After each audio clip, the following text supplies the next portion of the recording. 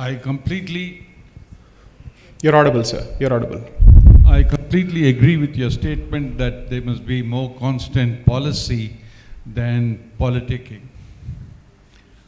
Well, I will make an observation and then I'll ask my question.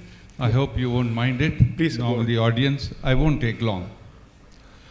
You see, when you read the history of India, what you find is that the original inhabitants of India are the Adivasis. They are the ones who are supposed to be here even before the Dravidians came. And later, it was the Aryans who conquered the Dravidians, especially in the north, and you find their bastion is now in the south. Now, what have we done all these years, these 75 years after independence and even these 9 years to mitigate their suffering? And if you take the reasonable poverty line, not the Indian poverty line, you'll find about 50% of our population are really underprivileged and are, you can call them below the poverty line or just at that level. Now, what have we done? We haven't done much for them. This is my own feeling. I was looking up Google for some statistics, and what I found was that today the gap between the rich and the poor in the last 5 years has increased.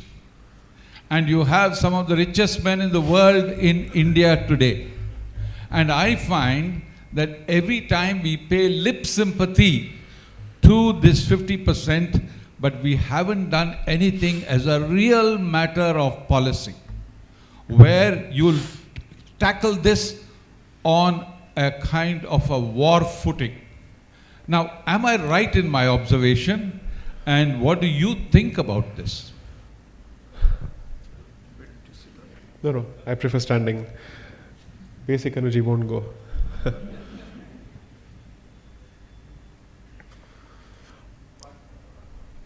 I disagree fundamentally with your question.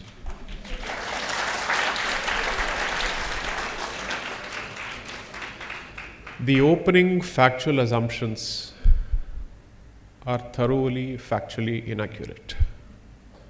On the issue of Adivasi, on the definition of Adivasi, on the use of the word Dravidian, and on your belief in the Aryan invasion theory, I fully disagree. Completely. I'll explain, sir. I'll explain my position. I am not a geneticist. I am not an archaeologist. I don't have a functional training or even a basic training of anthropology. So with these caveats and disclaimers, allow me to spell out what I've understood based on the literature. There has never been a more diabolical hoax in the history of this country than the invention of the Aryan invasion theory. The pernicious hoax that it has and the kind of damage it has caused to this country. Unbelievable. The use of the word Adivasi is based on the European colonizer's projection of his behavior on this country, where he believes that since I have colonized a certain society, people preceding me would have also followed suit in that particular sense, and they would have also resorted to colonization. And the word Adivasi was coined by them, was never used by us.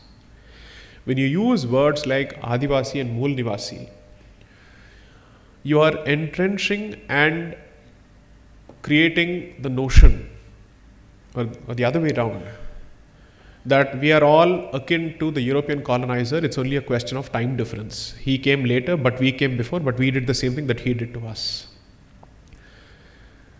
The history on this particular subject tells you that this is not the truth. They did not have any scientific basis to start this. For the last 150 years, not 75 years, for the last 150 years, we have been fighting this myth, which was fabricated without any basis.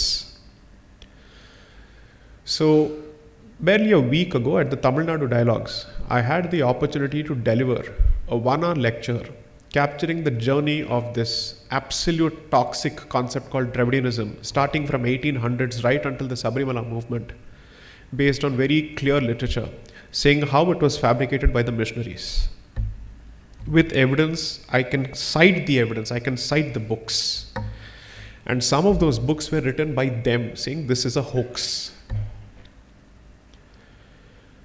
So, Aryan invasion theory should never be the starting point of a discussion when it comes to Janajatis or Panchamas according to us. The language that we use is Panchamas because they cannot be fit under the Chaturvarna system. That's largely the definition, or let's say the term that is used for them. Second, the world is revisiting questions of development and progress after having made all the mistakes that the West has forced upon us.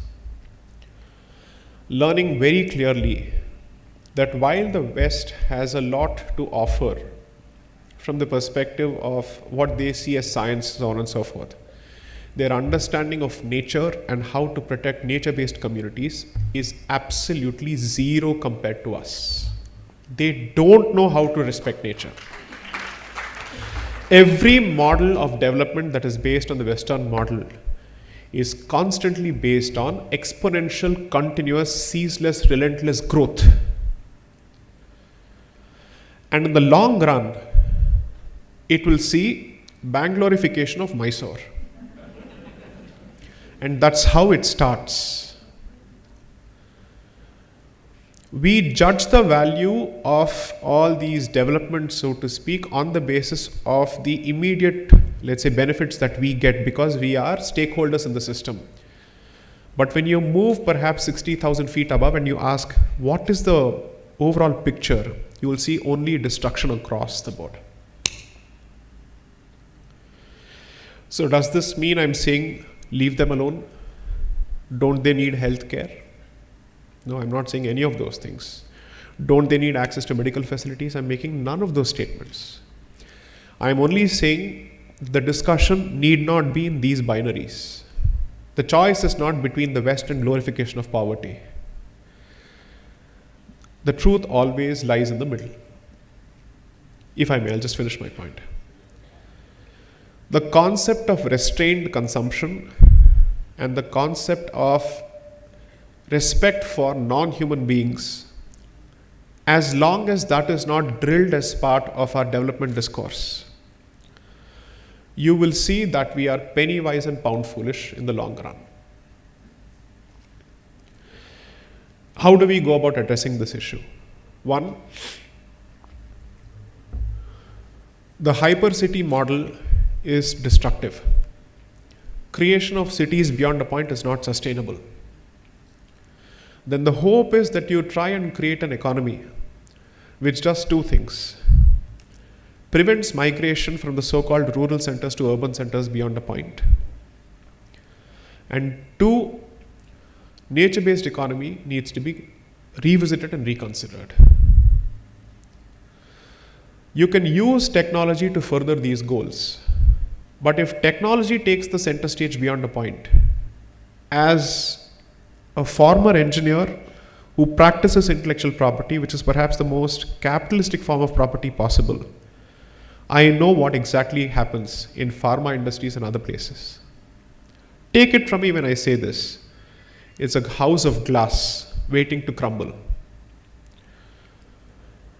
If the last 6 months have told us anything about this entire hyper-vaccination drive that we were pushed into over the last 2 years, it is that science is capable of being fabricated, even in the most critical of subjects. From climate change to pandemic, nothing is an exception to this rule, because the moment you have the MNC interest stepping into the picture, I am not a communist, but I know exactly how the corporate interests work. So we really need to go back to the basics in terms of understanding what did we do right to respect nature and also improve the quality of life. I'm not saying change the definition in such a way that bad looks good. I'm not suggesting that. But do not subscribe to these notions is all I'm going to say. You had a follow-up question. Please go ahead. Ask. Yes, Please use the mic. I just want to clarify. Yes, sir, yes. You see, I got my facts from Google. Okay. And that is one which I think most people now refer to. Right. So I feel you should write to Google. Okay. Honestly. Okay. Seriously. Okay. Because after all, most of us are guided by Right, Google. It's such a handy thing. Right, And right. it's right in the palm of your hand. You can Right. always switch it on and then see it. So please do write to the Google, but you still haven't told me Yes. who are the original inhabitants of India. Okay. ठीक. And exactly how has the whole history worked out. Okay. But I will not continue with this because Right. I know others want to ask Sure, questions. sure. Please let them do so. Very short, crisp answer. Read the first section of my first book. I've explained this in detail. First section. First section of my first book. First section of your First book. This is the Okay. precise issue that I've addressed. Okay. Citing literature. You don't need to go to Google. Come to JSD. I've addressed this, citing missionary literature, citing literature of anthropologists who visited all the tribal areas in India, and these are Mexican anthropologists and researchers who have come and said, it's so horrendous in this country that almost every tribal district is divided like beggar colonies between missionaries and evangelicals, between Anglicans and Lutherans and this church and that church, so on and so forth. And they have an almanac of sorts that these are the number of souls that have been harvested each year. I will show this from their own literature. Nobody can challenge me on these facts. Nobody can even think of initiating legal action against me because the book has been around for 1.5 years now. The facts have been in public domain. Nobody has had the guts to call me on these facts. Because I followed the principle of marshalling evidence the way a lawyer does in the court of law. The original structure of the book was meant to be in the form of a submission which is captured before the Supreme Court on how history has done injustice to this country and its civilization. But I thought it would be too dramatic. And I wanted this book to enter the portals of few academic institutions. Unfortunately or fortunately, both the books have made it to the Cambridge Library database. And I said, you guys read it. You need it more than anybody else. So it's not a matter of pride for me whether Cambridge reads or not, because I wanted my people to read this first so that the myths in their heads are busted first.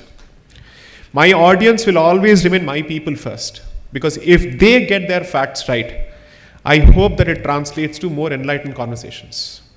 So pardon me for disagreeing with you, but these are the facts, sir. This is where I stand. I'm fairly backed by evidence on my position. Next.